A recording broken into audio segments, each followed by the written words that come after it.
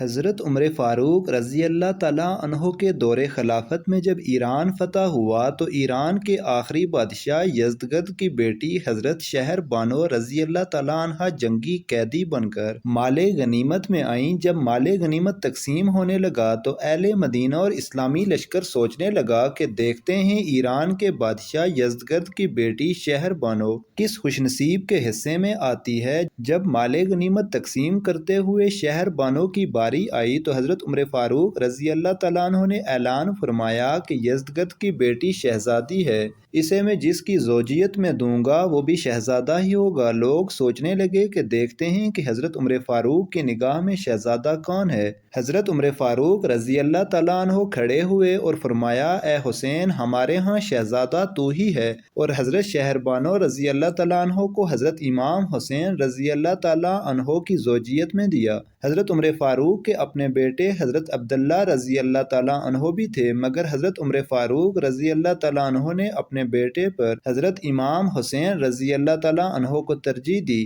کیونکہ سب صحابہ اکرام رضی اللہ عنہم کو آقا صلی اللہ علیہ وسلم ہی نہیں بلکہ آپ کے اہل بیت پاک بھی دل و جان سے عزیز اور محبوب تھے۔ ایک مرتبہ حضرت حسن رضی اللہ تعالیٰ عنہ حضرت عمر فاروق رضی اللہ تعالیٰ عنہ کے عہد خلافت میں ان کے دروازے پر تشریف لے گئے اور وہاں جا کر دیکھا کہ حضرت عبداللہ بن عمر رضی اللہ تعالیٰ عنہ دروازے پر کھڑے ہوئے حاضر ہونے کی اجازت مانگ رہے ہیں۔ اتفاق سے ان کو حاضر ہونے کی اجازت نہ ملی۔ حضرت حسن رضی اللہ تعالیٰ عنہ یہ خیال کر کے کہ جب انہوں نے اپنے بیٹے کو اندر آنے کی اجازت نہیں دی تو مجھے کب اجازت دیں گے، واپس آ گئے۔ حضرت عمر فاروق رضی اللہ تعالیٰ عنہ کو معلوم ہوا تو حضرت حسن رضی اللہ تعالیٰ عنہ اس خیال سے واپس چلے گئے ہیں تو آپ فوراً حضرت حسن رضی اللہ تعالیٰ عنہ کے پاس تشریف لے گئے اور فرمایا، مجھے آپ کے تشریف لانے کی اطلاع نہ تھی۔ حضرت حسن رضی اللہ تعالیٰ عنہ نے فرمایا، میں اس خیال سے واپس آ گیا کہ جب آپ نے اپنے بیٹے کو اجازت نہیں دی تو مجھے کب دیں گے۔ یہ سن کر حضرت عمر رضی اللہ تعالیٰ عنہ نے فرمایا کہ آپ جب تشریف لایا کریں تو بغیر اجازت کے آ جایا کریں۔ حضرت عمر فاروق بیت المال سے اپنے شہریوں کو جو وظیفے دیا کرتے تھے اس کے حوالے سے حضرت عمر اور حضرت امام حسین کا ایک دلچسپ واقعہ مورخین نے بیان کیا ہے، جس سے ان دو بزرگوں کے باہمی تعلقات اور محبت و ادب کا اندازہ کیا جا سکتا ہے۔ حضرت عمر نے وظائف میں درجہ بندی کر رکھی تھی، جبکہ حضرت ابوبکر صدیق اس درجہ بندی اور گریڈ سسٹم کے قائل نہیں تھے، اور وہ بڑے چھوٹے اور فضیلت کا لحاظ کیے بغیر سب کو برابر وظیفے دیا کرتے تھے، مگر حضرت عمر نے درجہ بندی کر کے گریڈ سسٹم بنا دیا اور فضیلت کے حساب سے 5-6 درجے کر کے ان کے مطابق وظیفے دیا کرتے تھے۔ اسی تقسیم میں انہوں نے حضرت حسین کا وظیفہ اپنے بیٹے حضرت عبداللہ بن عمر سے زیادہ رکھا تھا، جبکہ گریڈ سسٹم کے حوالے سے وہ دونوں ایک ہی درجے میں شمار ہوتے تھے۔ اس پر حضرت عبداللہ ابن عمر نے اپنے والد محترم حضرت عمر فاروق سے ایک موقع پر شکوہ کیا کہ آپ مجھے حسین سے کم وظیفہ دیتے ہیں، حالانکہ ہم دونوں کو برابر وظیفہ ملنا چاہیے۔ روایات میں ہے حضرت عمر نے اس پر ناراضگی کا اظہار کیا اور فرمایا کہ تم حضرت حسین کے ساتھ برابری کی بات کیسے کر رہے ہو؟ تم عمر کے بیٹے ہو اور وہ رسول اللہ صلی اللہ علیہ وسلم کا نواسہ ہے۔ اگر آج تمہارا باپ امیر المومنین ہے تو حضرت حسین کے نانا کی برکت سے ہے، اس لیے اس سوچ کو ذہن سے نکال دو۔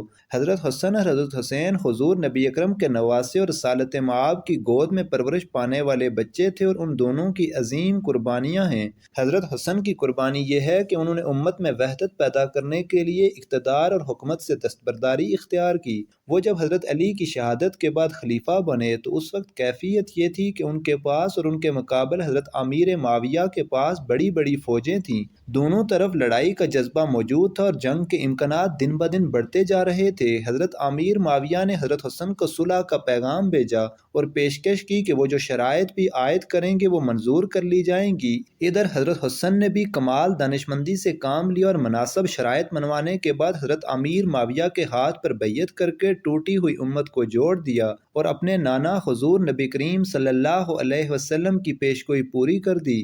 حدیث میں ہے کہ حضور صلی اللہ علیہ وسلم نے ایک موقع پر جمعۃ المبارک کے خطبہ کے دوران اپنے نواسے کو گود میں لے کر یہ ارشاد فرمایا تھا، کہ میرا یہ بیٹا سردار ہے اور اس کے ذریعے اللہ تعالیٰ مسلمانوں کو دو بڑے گروہوں کے درمیان صلح کرائیں گے۔ حضرت حسن نے اقتدار کی قربانی دے کر اور خلافت سے دستبردار ہو کر حضور نبی اکرم کی اس پیشگوئی کی تکمیل کر دی۔ وہ کمزور نہیں تھے، اگر وہ لڑنا چاہتے تو بہت خوفناک جنگ برپا ہوتی، اور حضرت حسین کی قربانی بہت بڑی تھی اور بہت بڑے مقصد کے لیے تھی۔ انہوں نے صرف جان کا نذرانہ پیش نہیں کیا بلکہ اپنا خاندان ذبح کرا دیا۔ لیکن انہوں نے ایسا کیوں کیا؟ اس لیے کہ وہ یزید کو اس منصب کا اہل نہیں سمجھتے تھے جس پر اس سے پہلے حضرت ابوبکر، حضرت عمر، حضرت عثمان، حضرت علی اور حضرت معاویہ فائز رہ چکے تھے۔ حضرت امام حسین خلافت کے اس معیار کو قائم رکھنا چاہتے تھے اور اسی کے لیے میدان میں آئے تھے، حتیٰ کہ انہیں اپنے خاندان سمیت جام شہادت نوش کرنا پڑا۔